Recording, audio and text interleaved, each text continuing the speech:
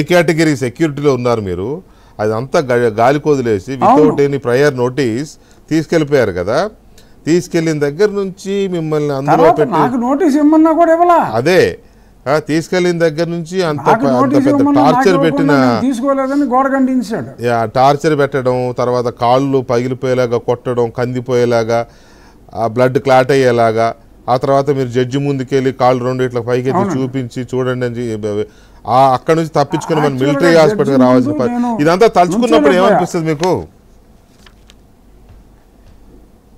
అంటే యాక్చువల్గా నాకైతే ఇది తలుచుకున్నప్పుడల్లా బ్లడ్ బాయిల్ అయ్యే, అలా బాయిల్ అయ్యి ఒక చాణక్య శపథంలాగా ఇటువంటి రాక్షసుల్ని దింపాలి అని నేను ఏదో చాణక్యులాగా ఇలా పిలక ఇలా తీసి అలాంటివి ఏమీ చేయలేదు. కానీ ఐ టుక్ ఏ ఎట్టి పరిస్థితుల్లోనూ ఇటువంటి రాక్షస పాలన ఉండకూడదు.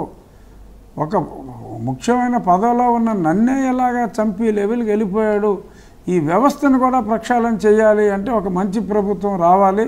మంచి ప్రభుత్వం ఏదైనా మంచి ప్రభుత్వం, ఈ సన్నాసి ప్రభుత్వం పోతే ఒక మంచి ప్రభుత్వం రావాలి, ఈ తప్పు చేసిన పోలీసులకి శాస్తి జరగాలి అని నేను మనస్ఫూర్తిగా కోరుకుని నాలో ఉన్న ఏంటంటారంటే ఆ instinct to dethrone this fellow has gone up.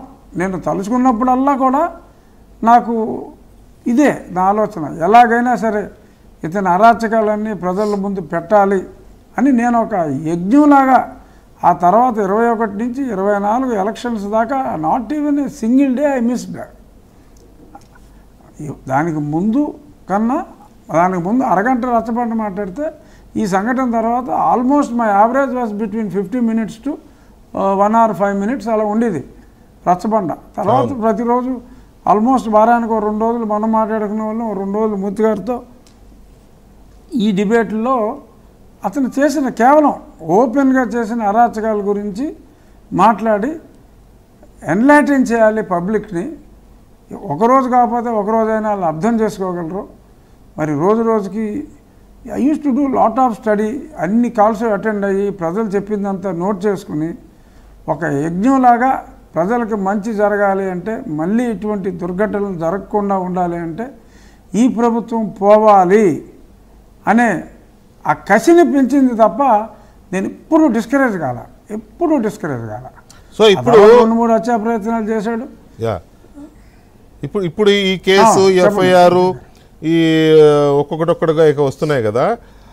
Next ఏం జరగబోతోంది? ఐపీఎస్లు ఉన్నారు ఈ కేసులో, వాళ్ళకి సంబంధించి ఎలాంటి చర్యలు జరిగే అవకాశం ఉందనుకుంటారు మీ తర్వాత? డాక్టర్ మీ రిపోర్ట్ ఫాల్స్ రిపోర్ట్ ఇచ్చిన డాక్టర్, నా ఉద్దేశంలో ఒక వికెట్ ఆ కాదంబరి కేసులో సస్పెండ్ అయ్యాడు కాబట్టి సస్పెండ్ అయిన మళ్ళీ సస్పెండ్ చేయాల్సిన అవసరం లేదు. సునీల్ కుమార్ అయితే ఖచ్చితంగా he will be suspended undoubtedly. ఆ తర్వాత డెఫినెట్గా మరి జగన్మోహన్ రెడ్డి పాత్ర కూడా